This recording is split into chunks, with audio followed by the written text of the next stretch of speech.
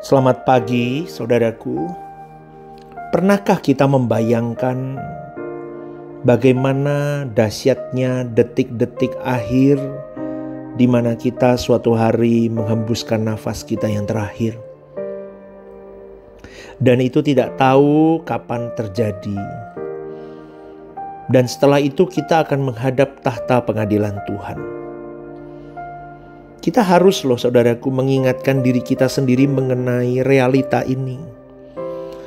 Sehingga kita selalu mengarahkan hidup kita untuk menemukan kekasih abadi kita.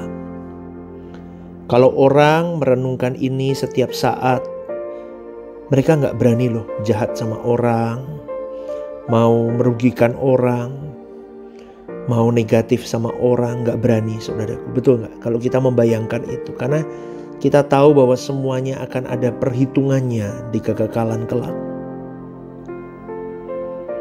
Tapi banyak orang yang tidak serius memperkarakan ini. Apakah dirinya sudah menemukan kekasih abadi atau belum dalam hidupnya?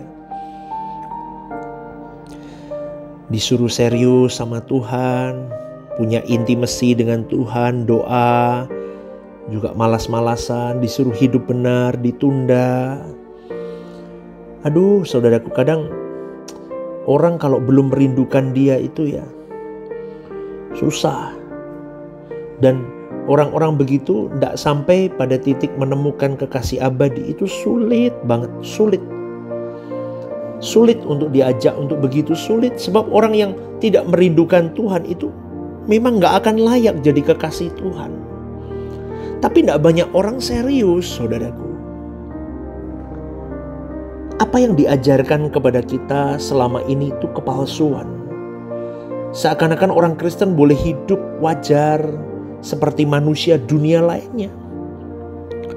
Manusia saja kalau punya kekasih, apalagi menjadi pasangan hidup, tidak ingin hatinya dibagi secuil pun untuk orang lain. Benar gak, saudaraku? Kita pasti posesif memiliki pasangan kita. Demikian pula Allah yang layak kita junjung tinggi. Mestinya kita hanya merindukan Dia. Kita nggak boleh mendua hati dengan dunia, saudaraku. Jadi masalahnya mengapa orang tidak merindukan Tuhan? Karena mereka masih punya ikatan-ikatan dunia, mereka belum habis. Dan habisnya harus habis total. Maka berjuanglah, berusahalah untuk habis. Dan itu tidak mudah.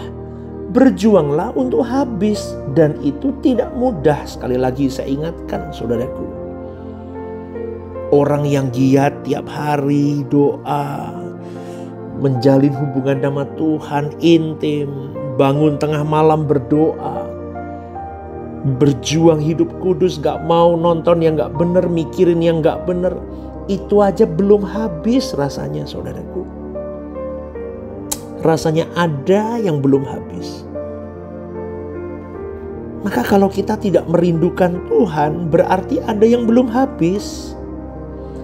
Kalau kita tidak merindukan Tuhan, berarti masih ada kesenangan yang lain selain Tuhan. Apakah itu materi, sanjungan, kehormatan, apalah yang ada dosa di dalamnya, ada benih dosa. Betul, makanya pelayanan di gereja itu udah gak usah pakai ambisi, saudaraku. Udah deh, orang mau ngapain terserah, udah mau jelekin kita ya udah. Kita gak cari penghormatan. Amin gak? Dulu saya gak bisa begini, saudaraku. Betul, saya masih sulit ya. Tapi sekarang bertambah jalannya waktu, tempaan demi tempaan. Udah deh, orang mau apa terserah. Tapi yang pasti saya selalu menimbang, mengukur, dan memastikan bahwa pelayanan yang saya garap ini adalah pelayanan tanpa ambisi. Ambisi dalam konotasi negatif ya. Karena kalau enggak ada benih dosa di dalamnya. Berkompetisi, saling menjatuhkan, saling menjelekkan. Wah, itu bahaya. Itu coba deh Anda lihat, saudaraku. Ketika Anda bekerja, Anda lihat kompetitor, lihat pesaing-pesaing bisnis kalian. Bagaimana sikap hatimu? Hati-hati saudaraku, karena dosa sekecil apapun itu bisa mematikan total kerinduan kita akan Tuhan. Ketika kita dikurung dengan ambisi di dalam konotasi negatif dan ada benih dosa di dalamnya, kita akan menikmati itu. Dan arah kita pasti akan segera melenceng. Apapun lah yang kita garap dalam hidup ini, kalau bukan Tuhan fokusnya, pasti akan dibuahi benih dosa. Dan kalau benih dosa itu bertumbuh, pasti meleset. Jadi kalau seseorang tidak punya kesucian hidup yang tinggi, dia juga pasti tidak punya kerinduan yang tinggi juga. Karena menjadi kekasih abadi Tuhan berarti kita harus habis. Tidak boleh punya kesenangan apapun dan jangan berbuat dosa. Ini ekstrim, yes, tapi ini yang wajar. Ekstrim tapi wajar di mata Tuhan. Kita berdiri di pihak Elohim Yahweh Bapa kita. Kita berdiri di samping Tuhan Yesus dan mengenakan hidup Tuhan Yesus sebagai kehormatan kita. Sujud, hormat, dan pengabdian kita kepada Tuhan Yesus. Maka kita harus giat segiat-giatnya untuk menumbuhkan kehidupan rohani yang benar. Kalau engkau dan saya menghormati Allah, maka kita tidak akan membagi hati kita kepada apapun dan siapapun. Amin, saudaraku. Karena seringkali kita mencuri kemuliaan Allah. Betul. Jadi firman Tuhan pernah berkata begini, jangan ada padamu Allah lain di hadapanku. Artinya kita jangan sujud menyembah, mengabdi, memuja, dan menjadikan sesuatu sebagai kesenangan. Seorang pria memuja dan mencintai seorang wanita atau sebaliknya, ya karena ia membutuhkan dan merasa diisi. Demikian pula kita untuk Tuhan, saudaraku. Kita bisa mencontoh bagaimana Abraham memuja Elohim Yahweh. Tidak ada keraguan terhadap seorang Elohim Yahweh, walaupun dia begini, saudaraku. Kita akan melihat betapa dahsyatnya seorang Abraham merajut hubungannya dengan Bapa. Bapa tidak ragu dengan Abraham. Abraham tidak ragu dengan Bapa. Amin. Meskipun Abraham melewati kondisi-kondisi yang pelik dan sulit loh. Sulit loh.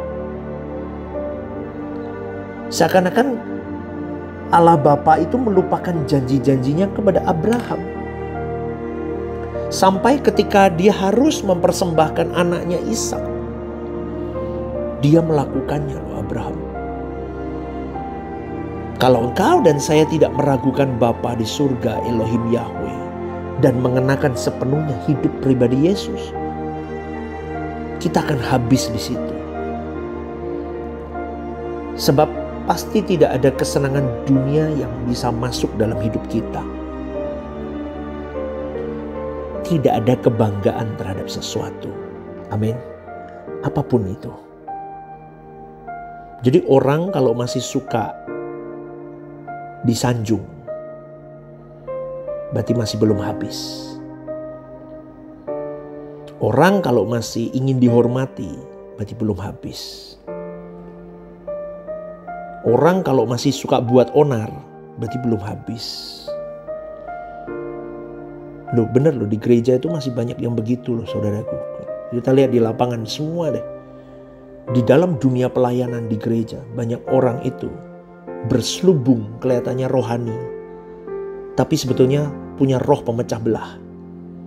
Wah itu bahaya. Karena tidak habis hidupnya, tidak habis buat Tuhan. Tidak habis buat Tuhan. Yesus kasih contoh gimana? Dia kasih contoh, Yesus memberi contoh, mengosongkan diri dan taat sampai mati. Bahkan mati di kayu salib. Bagaimana engkau dan saya?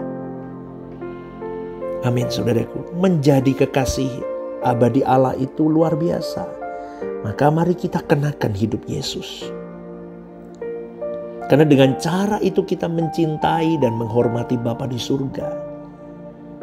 Namun di satu sisi kuasa kegelapan luar biasa bekerja.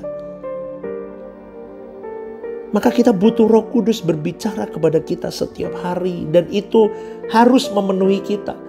Sebab kalau soal jangan membunuh, jangan berzina, jangan mencuri, tidak perlu kita dengar suara Roh Kudus. Karena kita sudah bisa membaca dan telinga kita mendengar larangan seperti itu. Dan agama lain pun mengajarkannya.